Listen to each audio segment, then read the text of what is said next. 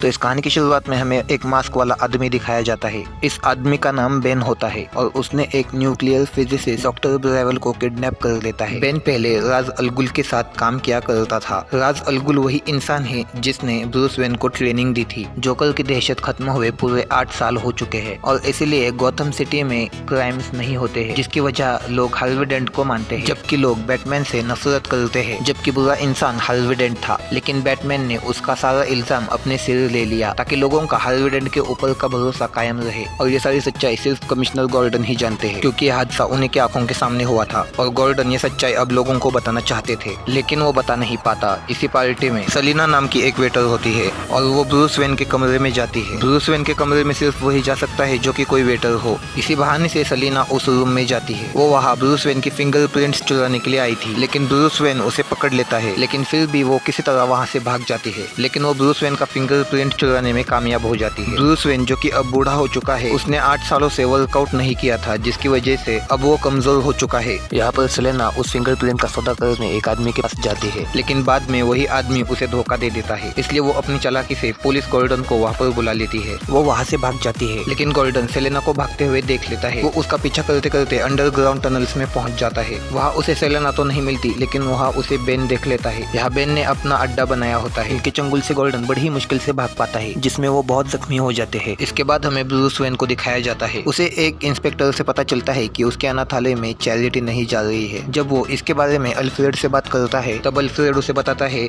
हमारे अनाथालय को चैरिटी हमारी कंपनी के प्रॉफिट में से मिलती थी। अब क्योंकि ब्रूस वेन ने 8 सालों से काम नहीं किया था, जिसकी वजह से ब्रूस वेन की कंपनी बंद पड़ गई थी। दरअसल ब्रूस वेन 8 सालों से इसलिए घर पे है क्योंकि उसके घुटने में दर्द है। जब वो इसके बारे में डॉक्टर से बात करता है, तब डॉक्टर उससे कहते हैं कि आपके घुटने की हालत काफी ज्यादा खराब है। ब्रूस वेन जिस हॉस्पिटल में आया होता है, उसी हॉस्पिटल में गॉर्डन भी होते हैं। वो इसी बहाने से गॉर्डन के पास जाता है। वो उनके पास मास्क पहन के जाता है और गॉर्डन ज्यादा तकलीफ में होने की वजह से वो भी उसे सब कुछ बता देते हैं। जब ब्रूस उनकी इस हालत के बारे में उनसे पूछता है, तब गॉर्डन उसे बताते हैं कि शहर के नीचे टनल्स में पूरी की पूरी एक माफिया गैंग है। ये सुनने के बाद ब्रूस वहाँ से चला जाता है। इसके बाद ब्रूस एक पार्टी में जाता है जहाँ पर उसे सेलेना भी मिलती है। ब्रूस वेन उससे अपनी माँ का हार मांगता है। दरअसल जब सेलेना फिंगरप्रिंट चोरी करने के लिए आई थी, तब उसने ब्रूस की माँ का हार भी चोरी किया था। ब्रूस उससे वो हार छीन लेता है। इसके बाद सेलेना उसकी कार चोरी करके वहाँ से ले जाती है। अब इसके बाद ब्रूस फॉक्स से मिलता है। वो उससे कहता है कि हमारी कंपनी इतने घाटे में क्यों चल रही है। तब फॉक्स उसे बताता है कि इसकी वजह सिर्फ आप है। दरअसल कुछ साल पहले ब्रूस वेन ने एक मशीन बनाई थी जिसका नाम था न्यूक्लियर फ्यूजन रिएक्टर, और उस प्रोजेक्ट में ही सबसे ज्यादा पैसे लगे थे। और बाद में ब्रूस वेन ने वो प्रोजेक्ट भी बंद करवा दिया था, क्योंकि ब्रूस वेन को ऐसा लग रहा था कि इस मशीन का गलत इस्तेमाल भी हो सकता है। इसके बाद फॉक्स उसे अपना एक नया प्रोजेक्ट दिखाता है जिसका नाम था द बैट। ये एक फ्लाइंग कार थी, लेकिन जिस तरह डम्बलर के अंदर ऑटो पायलट मोड है, उस तरह इसके अंदर ऑटो पायलट मोड नहीं था। इसके बाद ब्रूस अपने घुटनों के आसपास रॉड्स लगा लेता है ताकि वो चलने में कंफर्टेबल महसूस कर पाए। और पूरे 8 सालों बाद वो बैटमैन का सूट पहन लेता है ताकि नीचे जो पाइप्स में छुप कर रह रहे हैं वो उन्हें मार सके। अल्फ्रेड के पूछने पर वो उसे बताता है कि मैं इस शहर के जुर्म को पूरी तरह से खत्म करना चाहता हूँ।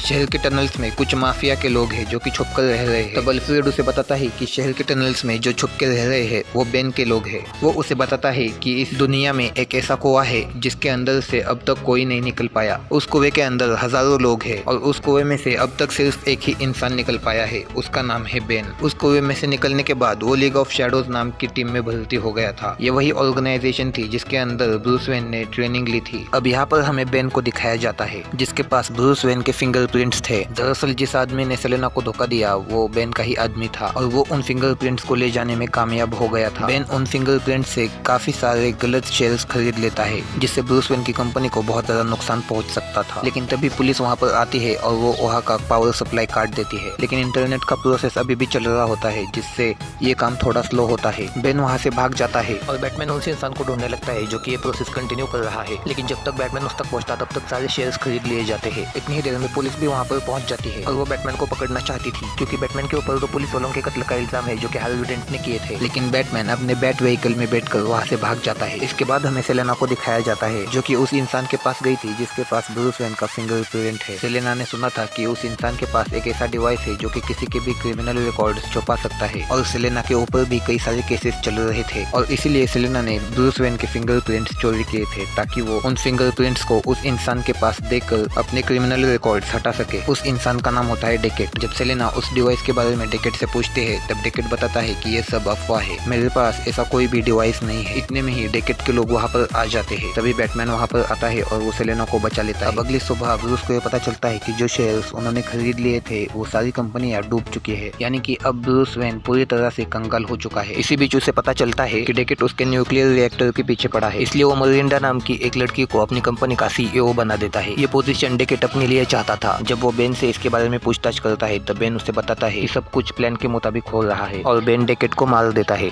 यहाँ पर बैटमैन सेलेना की मदद से बेन के अड्डे तक पहुंच जाता है जहाँ बेन और बैटमैन में लड़ाई होती है, लेकिन बैटमैन कमजोर होने की वजह से वो उसके सामने टिक नहीं पाता क्योंकि 8 साल से उसने एक्सरसाइज नहीं की है। बेन उसे बताता है कि अब वो गौथम शहर को पूरी तरह से खत्म कर देगा और यही सपना राज अल गुल का था। यहाँ वो बैटमैन के सारे हथियार छीन लेता है और उसे बेहोश कर देता है और जब उसे होश आता है तब वो खुद को एक कुएं में पाता है। ये वही कुआं था जिसके अंदर कुछ साल पहले बेन फंसा हुआ था। यहाँ पर बेन ब्रूस वेन की कंपनी में पहुंच जाता है और वो मिरांडा और फॉक्स की मदद से न्यूक्लियर रिएक्टर तक पहुंच जाता है। उस रिएक्टर को चालू करने के लिए 3 लोगों के फिंगरप्रिंट्स की जरूरत थी, जिनमें से एक था उस कंपनी का एम्प्लॉय, दूसरी थी मिरांडा और तीसरा था फॉक्स। इन तीनों की फिंगरप्रिंट्स की वजह से उस रिएक्टर का लॉक खुल जाता है। यहाँ पर बेन अपने साथ एक आदमी को लाया था जिसका नाम था पैवेल, जो कि रिएक्टर को चालू कर सकता था। यहाँ गॉर्डन जब ठीक होता है तब वो अपने पुलिस वालों को उन सुरंगों में भेज देता है जहाँ पर बेन था, लेकिन ये भी बेन का प्लान था। जब पुलिस वाले उन टनल्स में जाते हैं तब बेन एक एक करके इन टनल्स को फोड़ देता है जिसमें कई सारे पुलिस वाले मारे जाते हैं। यहाँ पर पैवेल उस रिएक्टर को ऑन कर देता है और अब इसका सारा कंट्रोल बेन के हाथ में वो दे देता है, इसलिए बेन को उसकी कोई जरूरत नहीं थी, इसलिए वो मैच के बीच उसे मार देता है। साथ ही वो कई सारे कैदियों को आजाद कर देता है। साथ ही साथ वो यहाँ पर वो लेटर भी पढ़ता है जो गॉर्डन कभी पढ़ना चाहता था। उस लेटर में लिखा था कि बैटमैन ने हार्वी डेंट को नहीं मारा, बल्कि हार्वी डेंट ने तो कई सारे खून किए हैं और उन सब का इल्जाम बैटमैन ने अपने सिर ले लिया था और अब ये सच्चाई लोगों को पता चल चुकी है। बैटमैन ने ऐसा इसलिए किया ताकि लोगों का जो हार्वी डेंट के ऊपर का भरोसा है वो कभी ना टूटे। बेन ने वो न्यूक्लियर बॉम्ब एक ट्रक में डलवाया होता है। ये ट्रक लोगों के बीच में जाकर 5 महीने बाद फूटने वाला था, लेकिन इस बॉम्ब का रिमोट कंट्रोल बेन के पास नहीं होता, वो किसी और के पास होता है। लेकिन फिलहाल रिमोट कंट्रोल किसके पास है ये किसी को नहीं पता। दूसरी तरफ ब्रूस को दिखाया जाता है जिसे अब उस कुएं में 4 महीने हो गए हैं। इस कुएं में से अब तक सिर्फ बेन ही निकल पाया है। इस कुएं में और भी कई सारे लोग होते हैं जो यहाँ से निकलने की कोशिश कर रहे थे। ब्रूस को यहाँ से निकलना है ताकि वो अपनी गौथम शहर को बचा सके, इसलिए अब वो अपनी एक्सरसाइज चालू कर देता है और फाइनली ब्रूस वहाँ से निकलने में कामयाब हो जाता है। बाहर निकलने के बाद वो सबसे पहले सेलेना से मिलता है। वो सेलेना को वो सॉफ्टवेयर देता है जो सेलेना को चाहिए था। वो सेलेना को क्रिमिनल रिकॉर्ड्स मिटाने वाला सॉफ्टवेयर देता है। दरअसल मकेब ने सेलेना को झूठ बोला था कि ऐसा सॉफ्टवेयर कभी बना ही नहीं, लेकिन ऐसा सॉफ्टवेयर था जो कि ब्रूस वेन के पास था। वो उसकी मदद इसलिए करता है ताकि वो फॉक्स तक पहुंच सके और सिर्फ वही जानता है कि न्यूक्लियर बॉम्ब को कैसे रोका जा सकता है। इसके बाद वो फॉक्स को छुड़ा के वहाँ से ले आते हैं। वो उसे फॉक्स की लोकेशन तक ले जाती है। इसके बाद ब्रूस अपना कॉस्ट्यूम पहन लेता है और फॉक्स उसे एक गैजेट देता है जो कि उस रिएक्टर के पास रखने से वो नहीं फटेगा, क्योंकि अब 4 महीने होने में सिर्फ 12 घंटे बचे हैं। उन्होंने उस ट्रक का पता लगा लिया होता है, इसलिए बैटमैन ये काम जेम्स गॉर्डन को सौंपता है। यह बैटमैन सेलेना को अपनी बाइक दे देता है और उससे कहता है कि टनल्स में जितने भी पुलिस फंसे हैं उन्हें बाहर निकालो। इसलिए सेलेना अंदर फंसे पुलिसों को बाहर निकालती है और वो पुलिस वाले आजाद होने के बाद बेन के आदमियों पर हमला कर देते हैं। यहाँ पर बेन और बैटमैन की बहुत बड़ी लड़ाई होती है। उनकी लड़ाई के दरमियान बेन के मुंह पर का जो मास्क है वो लॉक हो जाता है, जिससे बेन को सांस लेने में तकलीफ होती है। यहाँ ब्रूस उससे कहता है कि मैं जानता हूँ कि तुम राज अल गुल के बेटे हो, और ये सब ब्रूस को कुएं के लोगों ने बताया था। वो उसे रिमोट के बारे में पूछता है। तभी पीछे से उसे मिरांडा चाकू मारती है जो कि ब्रूस की CEO थी। वो कहती है कि राज अल गुल का बेटा नहीं बेटी थी जो कुएं से भागने में कामयाब हो गई थी और उस कुएं से निकलने में मेरी मदद बेन ने की थी, इसलिए बेन को मेरे पिता राज अल गुल ने मारा, जिससे बेन का चेहरा खराब हो गया था और ये मास्क बेन का दर्द कम कराता है। राज अल गुल को ऐसा लगता था कि बेन एक बुरा आदमी है। उन्होंने बेन को लीग ऑफ शैडोज से बाहर निकाल दिया और ये बात मुझे सहन नहीं हुई, इसलिए मैं राज अल गुल को मारना चाहती थी, लेकिन उसे तुमने मार दिया।